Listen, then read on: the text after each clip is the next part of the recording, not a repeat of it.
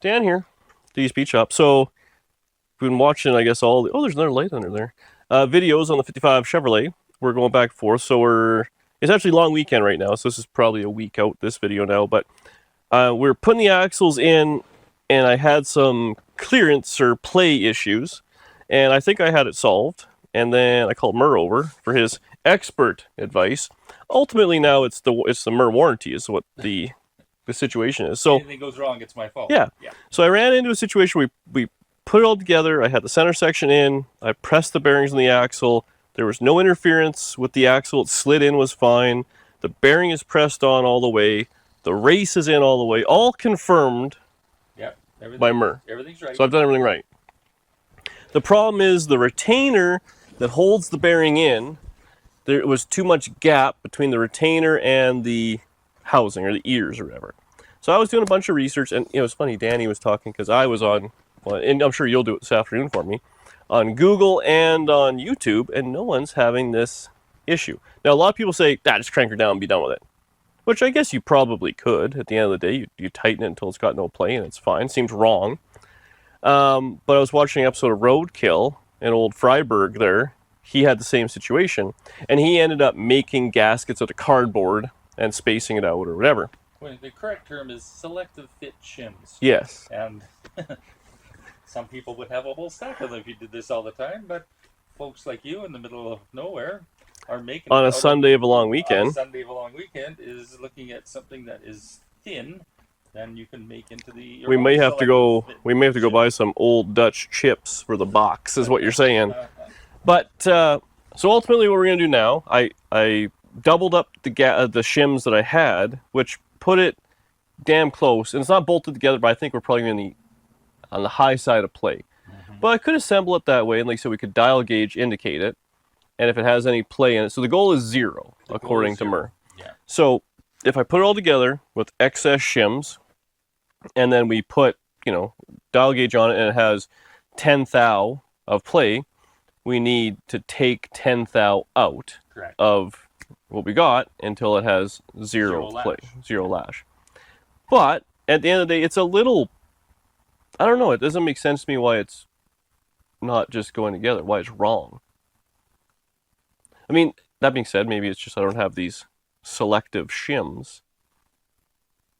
That's a weird one. Cars that use this system, like the old Volvo and Dodges, when they build them, they have selective fit shims, so they just put them on, and that's the lifetime of the car, because all you're ever going to do is change the axle bearing. If you take the axle bearing off, the new axle bearing ideally is going to be exactly the same as the old one. But why would it be different? Why would a Monday car be different than a Friday car? Is it just the axle, how it was machined? Oh yeah. Where it sits? It's quality control. So we're blaming China? I'd say it's the housing. Whoever put the housing together that day.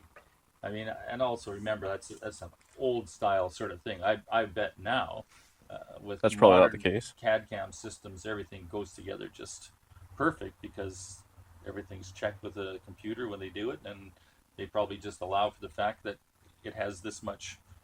They probably have a 5 thou shim in it, and that's it. But so it's either the axle wasn't machined enough for the bearing to go all the way on, or the race can't go far enough in the axle. Either way is the same. The variable, I would say, is the axle housing flange. This thing right here.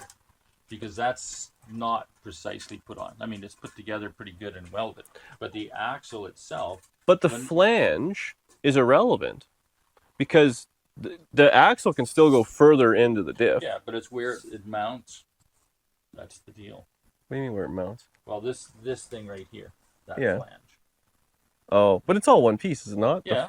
Oh, yeah. But you're thinking it's just out 5 or 10 thou, and that's what it was when they get a pallet of them from Wuhan. They're not exact. Whatever. Yeah, sure. And they put the thing on. Who knows? This is not a machined surface. It's looks pretty nice. It's stock, and they weld it on and face it. Whereas your axle, I mean, this is hard too. Yeah. Like the axle, it would be astounding if they machined the axle wrong. Yeah. Because that's done. On a lathe, precise. They adjust it to what it is. Like this is just welded together, and they figure out what it's going to be. Well, and the best part is, like the other one might just fit fine. Yeah. So I did this one by fluke, And it's the problem. The other side I could have done on camera, it would have fit together like nothing. So, but yeah. Yeah. I mean, there are small variations in those things, but I mean, the way it works is just that. Like these, I'm just surprised they didn't give you some shims. Well, with it. the problem is, and this is a DD Speed Shop ism, where the case is one thing, the brakes are another, the center section's another. Yeah. And looking back, I should have done that because I also didn't get T-bolts and I didn't get any gaskets, which all things that I probably should open the box not on a Sunday afternoon. And I probably could have got all these things. And I mean, Amazon has them all in Summit and whoever. It's just a matter of Well, do what they you need. list? Did you look it up? And do they list selective fit shims like this? Do They give don't you have a choice of- selective fit. They have either there was some shims, but I think they're meant for that to be designed as a backing plate, Yeah. and then they have gaskets of miscellaneous thickness as well. So different thickness of gaskets. there was different ones, yeah. So I don't know if it was just well, that's what they're brand. doing. They're using, instead of a selective fit shim, it would be a gasket with a hard material inside. Yeah, they almost look like kind of like a header gasket. Yeah, is what I saw online. Okay. Well, it's the same thing then. They just choose to do that because instead of having a gasket and selective fit shim, they use the gasket being the selective fit shim, and it's all in one. Then you can put it back together, less chance of it leaking. Well, in reality, that this should have a set of drum brakes on it, which would probably have about those shims are on their eighth. So the backing plate is probably an eighth. Then would have had a shim. But I'm just saying, like, it's an eighth out because we're gonna use two. That seems excessive. Like an eighth is more than just a shim. But what you said is right. Like an eighth is probably the thickness of a backing plate. Like being North American, like things are an eighth. You know, But they don't do it 131 thou. Yeah. They do it an eighth. But what I'm saying though is when we have just the one shim on, it's still an eighth out. It needs two backing plates for it to be. And I think that might be a little on the loose side. Yeah. It needs a backing plate and a half. Yeah. So. Well, I mean, you don't have a backing plate, and you're not using one, but that would also. That's all added into it. But the whole thing is this disc brake kit, that shim that we're using is acting as the backing plate spacer. Right. So I guess really if I had a pack of gaskets is probably what I really need. I say just use those shims, and then maybe I have to go use two gaskets instead of one, and then it's probably fine. Then you torque it down to whatever 30 foot-pounds or whatever the spec is, and make sure it's little to no lash. Some hard gasket material would be great, or old Dutch jet boxes, 2 or 3, and it'll be just fine. And then wait, you would literally just keep the cardboard box in there? You'd trace it to look like this kind of. We're making a shape like this. It would be a bigger. The center would be bigger. Yeah. But wouldn't the cardboard eventually get like wet and stuff and like disintegrate? No, because it's sealed. The seal is inside here, so the seal doesn't go out. You're just acting like thin pieces of metal, thin anything. Sheet metal, whatever we can do. We'll figure something out later today. I want to. Today's actually gear vendor video, so we haven't quite screwed that up yet. But realistically, all I really wanted to do is I got this far because axles we can mess with. The diff being in there, the gear vendor being in there, and then we can measure for a dry shaft because that's the real conundrum. That's the thing that will slow you down. Yes. Well, an axle falling out will be something. Actually, we were driving yesterday, and the guy, all his lug nuts fell off his Jeep and fell off right in front of us yesterday. So, really? Yeah. Haven't seen that in a while. Initially we thought he was like driving because he was swerving all over the road, and then he stopped at the stop sign, and all of a sudden we saw like 3 lug nuts fall out.